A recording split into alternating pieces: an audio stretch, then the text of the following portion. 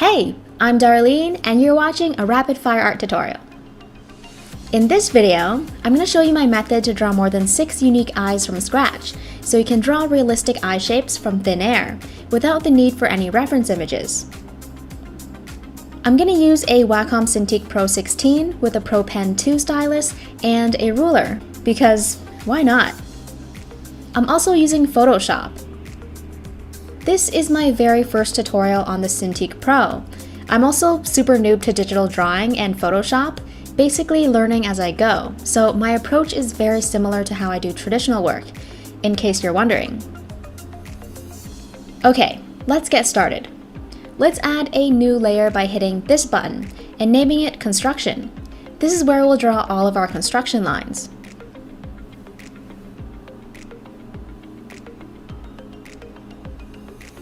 And create another layer called Eyes. I'm pulling the on-screen keyboard using the shortcuts on the tablet. This layer is where all of our sketches will go. Select the construction layer by clicking on it and select the ellipse tool to create a series of 6 circles. I'm holding the Shift key and dragging to make a perfect circle. Now I'm just going to copy and paste this circle 5 times. You don't have to do this part, but I'm just labeling all of the different eye types to easily keep track of everything. Okay, select the construction layer again. I'm going to switch to the brush tool and select a brush called Pixel Stains, which you can download in the description below. It's a Photoshop brush that mimics the textured look of pencil and paper.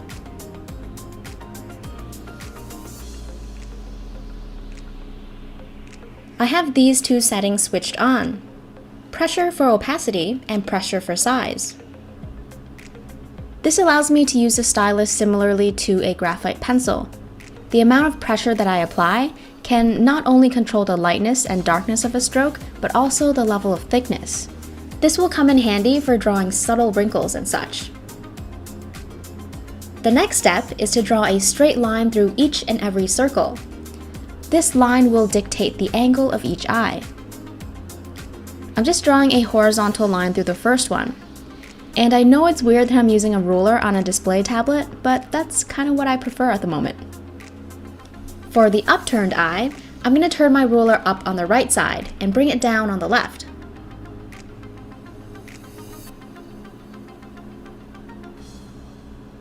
Let's do the exact opposite for the downturned eye. I like to keep my angle under about 10 degrees. You can tilt yours less or more depending on your preference. For the rest of them, I'm just going to draw a straight horizontal line like the one I drew through the first.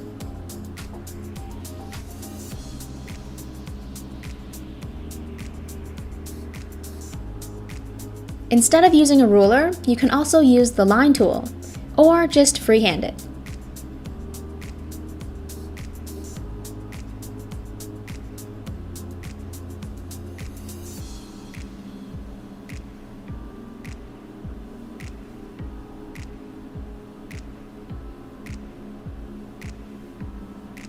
Once you're done with that, select the layer called Eyes.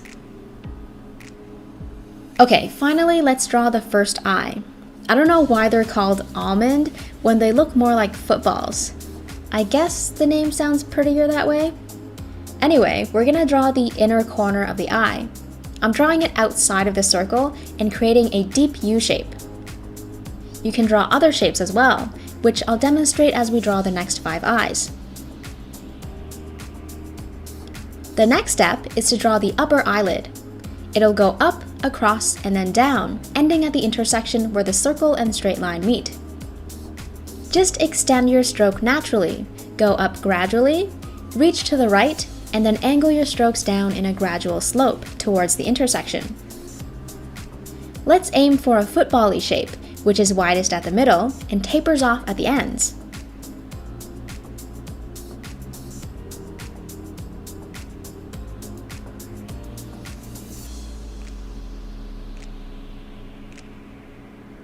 The top eyelid almost always has a deeper curve than the bottom one. See all the space in between the top eyelid and the straight line?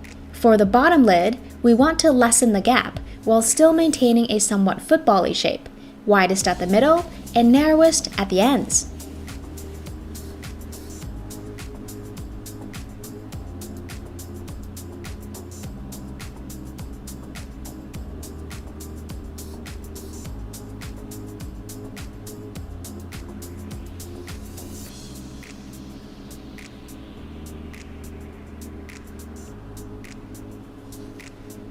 Let me just erase the arrow using the eraser end of my stylus. Now we can draw the eyelid crease, which sits above the top eyelid and kind of follows its shape.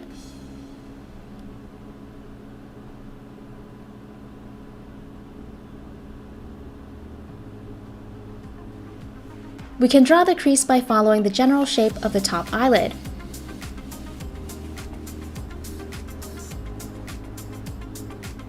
Let's end it above the straight line. Now, the tail of your crease can go in any direction. Okay, let's get rid of some distractions, turning the construction layer off by pressing the eye. Where the inner corner of our eye widens out, we're going to draw a boundary line or lines using very light strokes. The next step is to draw the iris. For sizing, I think a good rule of thumb is to draw the iris about 2/4 the length of the eye, from the boundary line we just drew to the outer corner.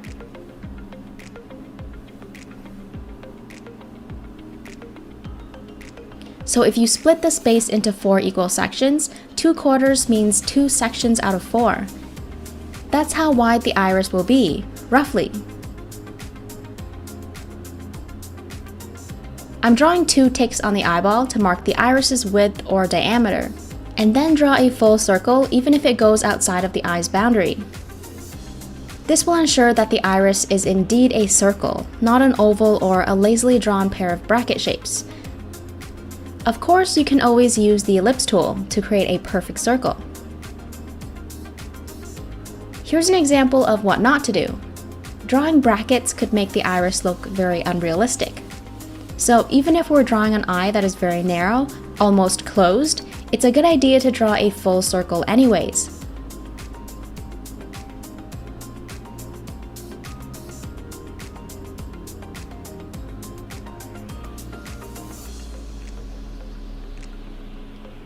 Once you know how big to draw the iris, you can draw it anywhere you want. The current center position makes the eye look as though it's staring straight at us.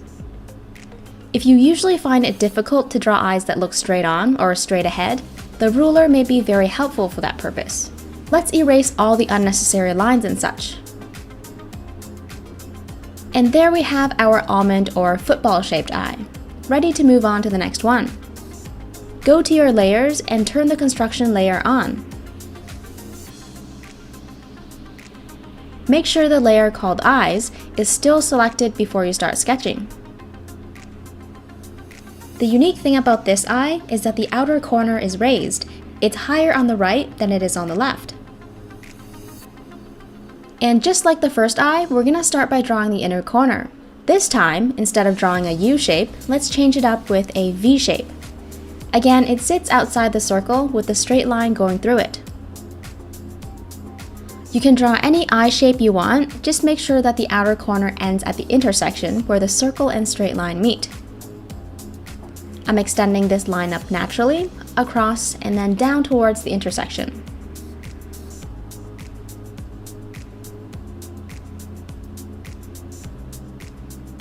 At the bottom, draw a shallow curve and try to avoid drawing a straight line.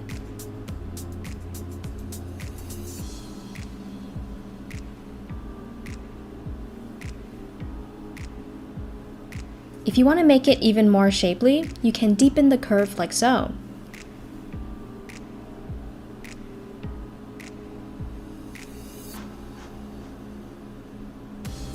Onto the crease. You can draw it closer or further away from the eye, and it doesn't have to follow the exact shape of the eyelid either.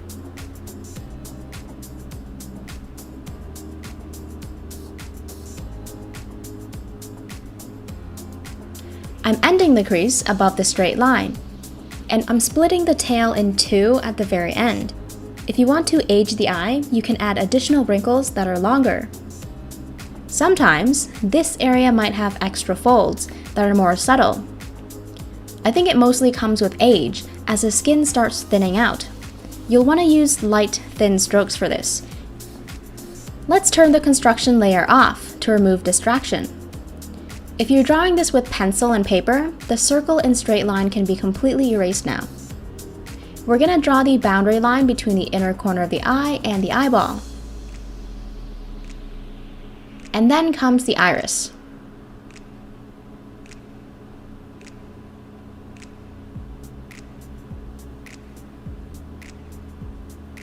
If you want to more accurately measure 2/4 of the eye, just use a ruler to measure the space and divide that number by 4.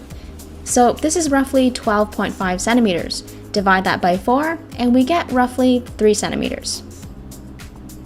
So just draw a tick every 3 centimeters along the ruler you just drew. You don't need to draw this ruler every time, it just gives a general sense of how big the iris should be. If you hate math, this is something you can totally just eye, without drawing any ruler lines or anything. Again, I'm drawing a full circle, and it seems to fit perfectly inside the eye, so no erasing will be needed.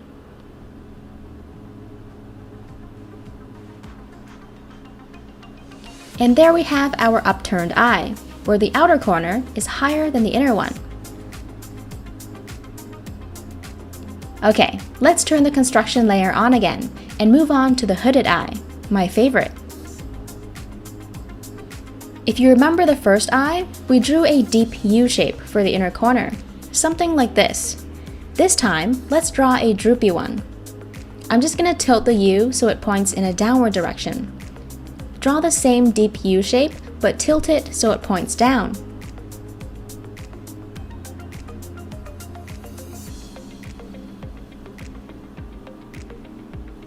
For this eye, let's draw a more unique eyelid shape, something similar to a trapezoid, which looks like this. Except we're gonna round off the corners. Now when you start the first stroke, you can either create a steep curve or a gradual one. I'm going for a steep curve. Extend this stroke to the right and bend it up steeply as early as you can. I'm not going to go too high. You can go higher if you want, or lower, up to your creative decision. At the very tip, let's curve our stroke to the right, and then we'll extend it all the way to the intersection.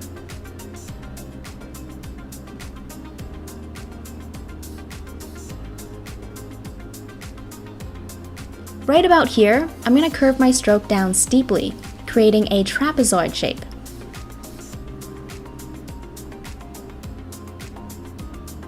Keep in mind that you can change the shape of the trapezoid in various ways by pushing or pulling the shape. If you want, you can draw that corner further to the right for an even steeper curve, like so.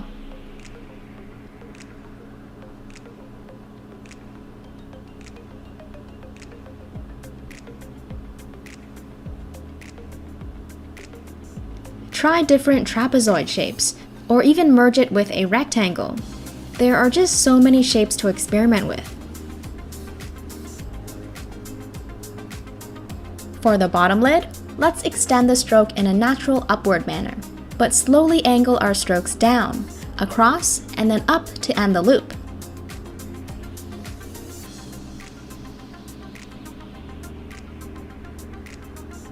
Okay, now here's where the hooded part comes in. The crease is going to be closer to the eyelid, much closer. My stroke starts quite a distance away from the top eyelid, but at the highest point, the gap becomes narrower and narrower. The skin can even hang over the eye. The end of the crease doesn't have to be as close.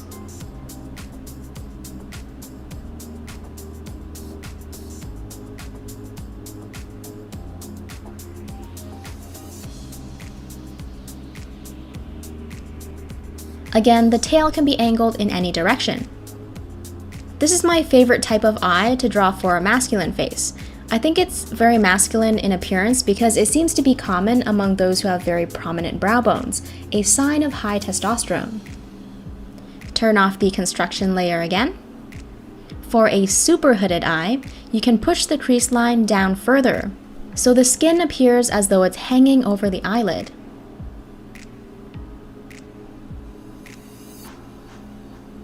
Draw the boundary line at the inner corner of our eye, and then comes the iris.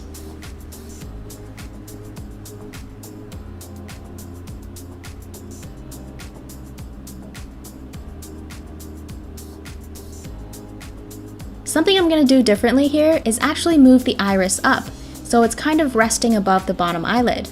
It helps to draw those ticks a little bit higher for this one. The circle's diameter is still the same, I'm just moving it up.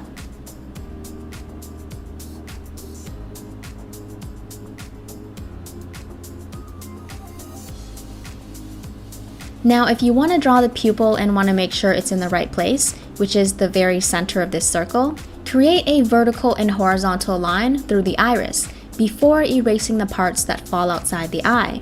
The intersection between the two lines is the center, where the pupil should be drawn.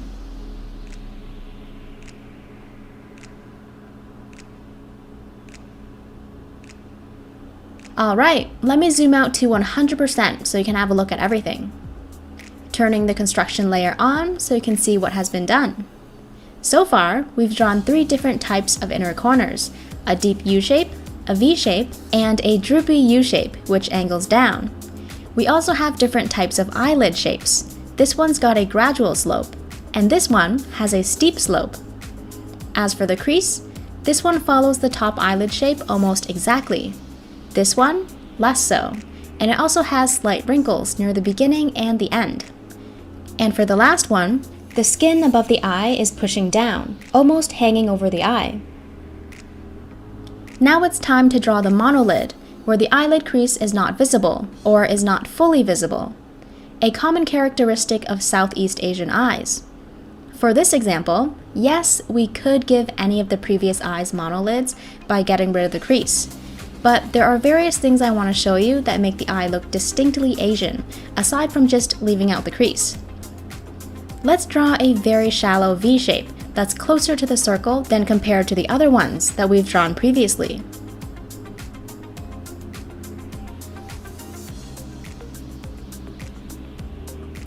We're going to do one thing very different here. The top eyelid is going to extend past the intersection where the circle and straight line meet.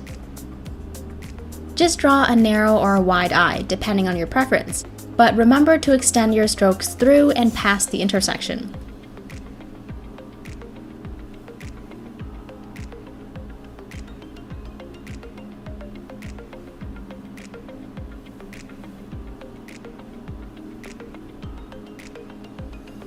And then the bottom lid is pretty straightforward.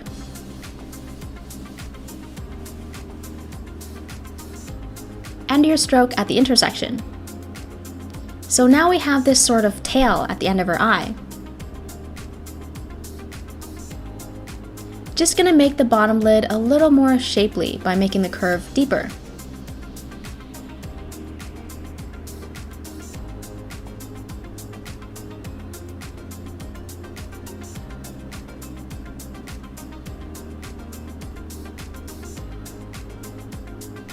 Turn off the construction layer and add the rest of the details. If you're stumped on where to draw the boundary line inside the eye, draw it close to where the circle cuts through. Again, once you find the diameter of the iris, you can move it anywhere you want.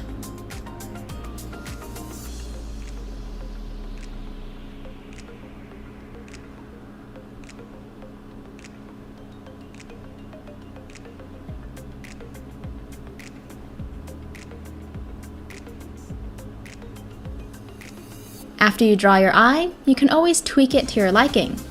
The tiniest change can actually convey a completely different emotion, but that topic is for another video. In general though, if the inner eye is squeezed together, it can appear angry.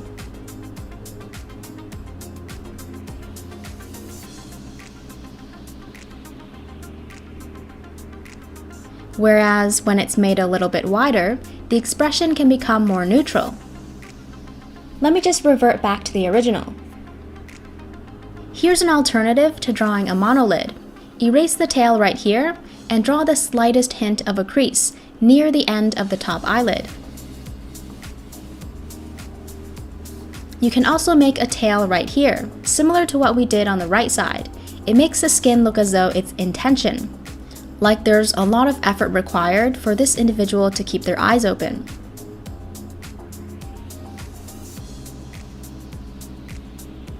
Alright, let's turn the construction layer on again and move on to the downturned eye. It's opposite of the upturned eye. Instead of angling up, it's gonna angle down.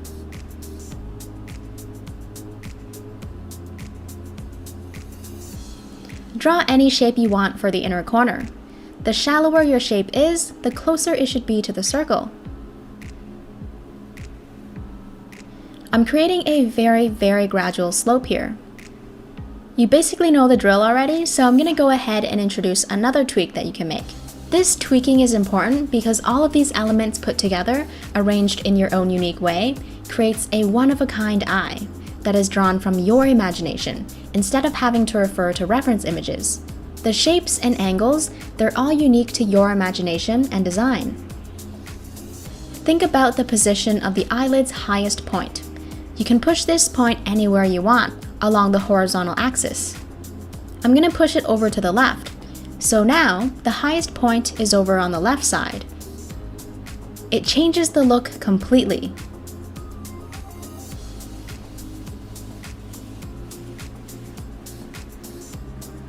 This can of course be done for the bottom eyelid as well.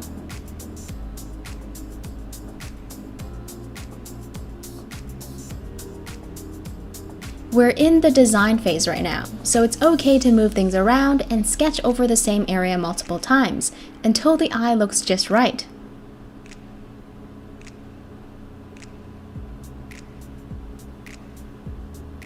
Allow yourself the freedom to experiment and make mistakes.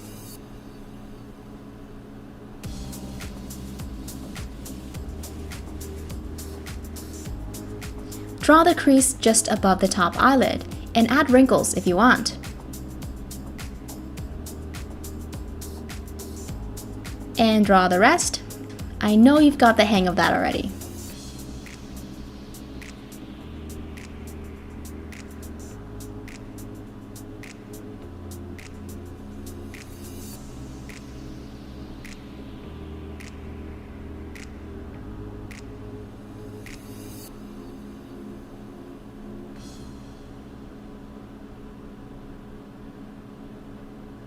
Let me zoom out on the canvas once again, using a double finger double tap.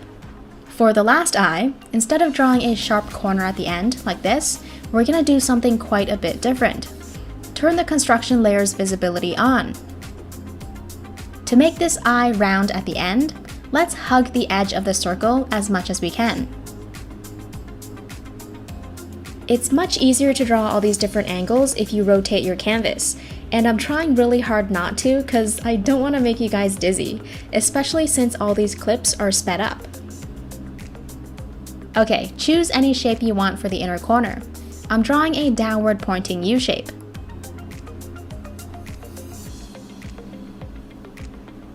The special thing about this eye is we're going to bring our strokes all the way over here and hug the circle for a good distance before ending our stroke at the intersection.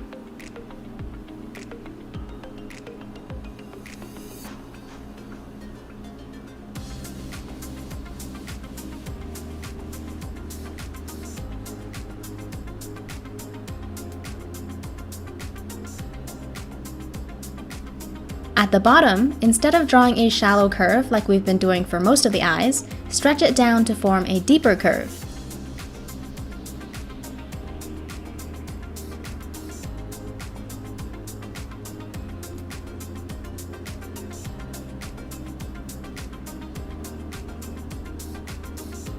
Again, the deepest point of our curve can be moved anywhere along the horizontal axis, except for the far left.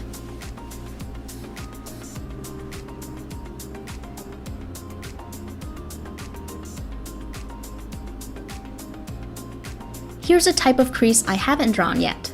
The gap between the eyelid is closer over here and wider at the tail.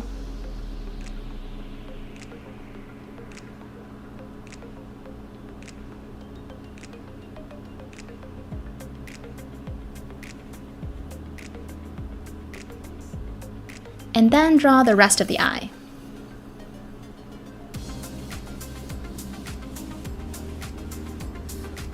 You'll notice that I'm not using the ruler method here because after drawing 5 of them already, I can roughly estimate the size in my head.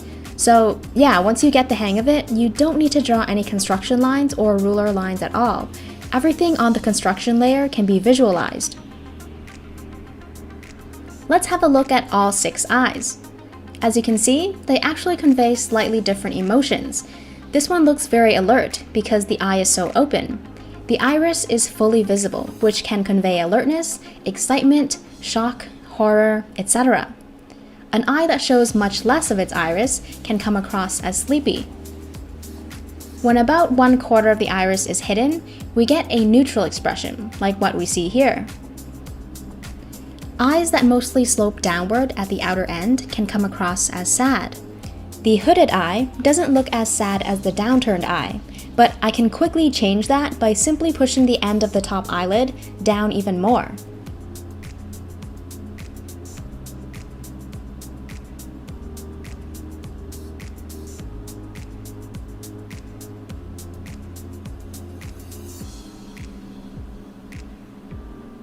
Here's what the eye looked like before and after. You can see that the eye looks even more sad now. Oh, and also, remember that the crease doesn't need to follow the exact shape of the top eyelid. For example, the almond eye has a gradual slope right here, but we can make a crease that has a steep slope instead. You can treat this entire process of drawing eyes as a Lego playing session. Pick and choose the elements you want to add or remove. There are so many combinations and pieces that you can customize.